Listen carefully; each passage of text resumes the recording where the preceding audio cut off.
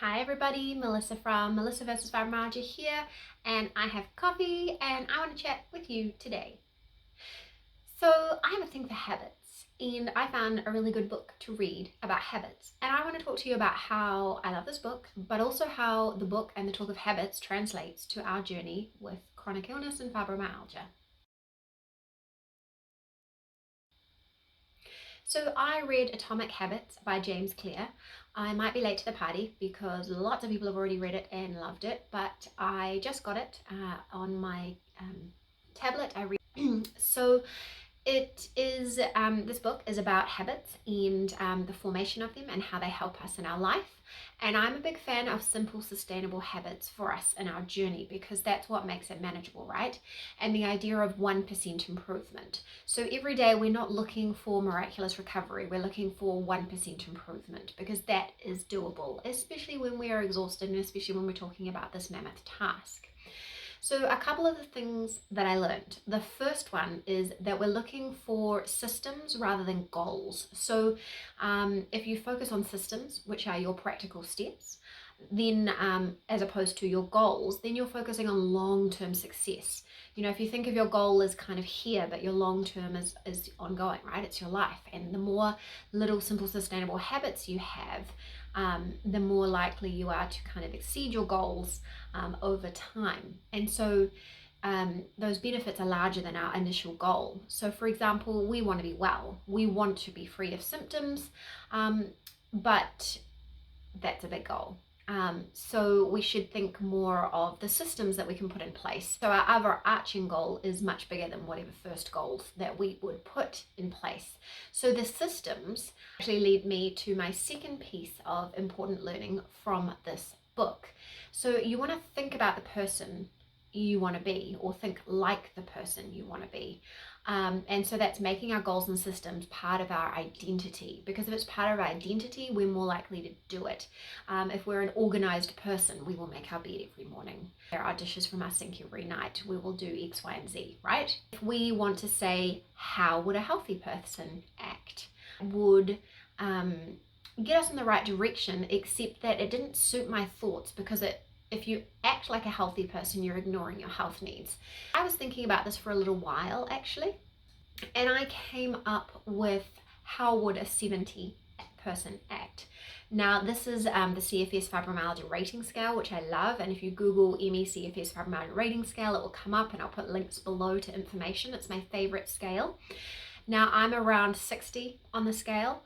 I particularly like it because it feels like the percentage gives you a real sense of out of 100, right? So if you're a 60, you can envision that's about 60% of the person's energy and ability. Thinking about as if I was a 70 means that I'm able to do a little bit more, but I would also still be working on my maintenance and my coping mechanisms.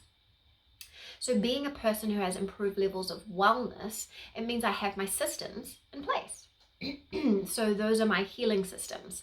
Now I talk about all of my healing systems, particularly in my new book, Fibromyalgia Won't Win, links below, but also in the Melissa vs. Fibromyalgia book and all over my blog and all over my YouTube channel. It's all about simple, sustainable systems and habits and goals that can get us there. So you can have healing systems around sleep, physical activity, pain management, pacing, and general healthy habits. I mean, really, the sky's the limit. You can use it everywhere. But my task now that I'm at this level of healing, is to move from reactivity to proactivity.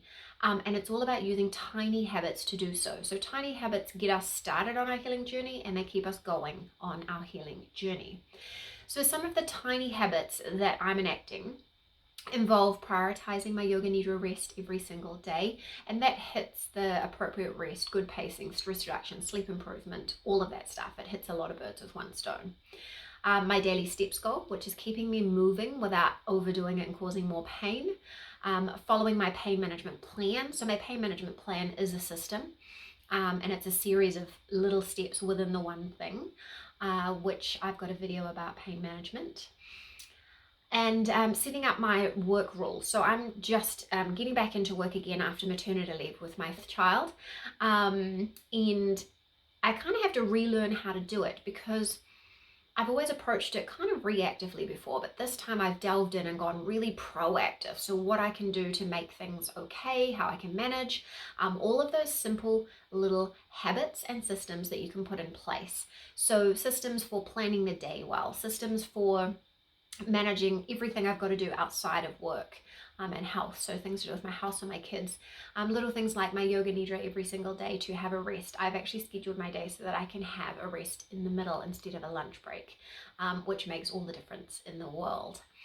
So I want to encourage you to think about the big goal and keep the big picture in mind, but then maybe break it down to how you can act now in a way that will help you to create and stick to systems and habits that will get you there.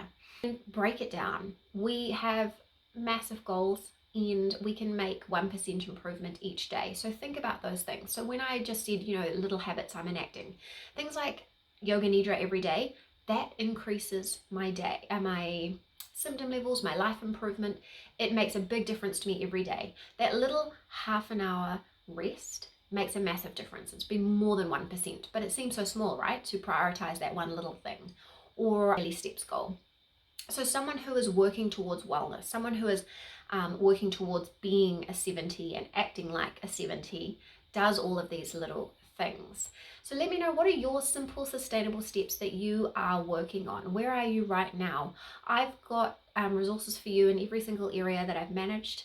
So sleep, physical activity, pain management, pacing, fatigue management, and your general healthy habits, because those are important as well.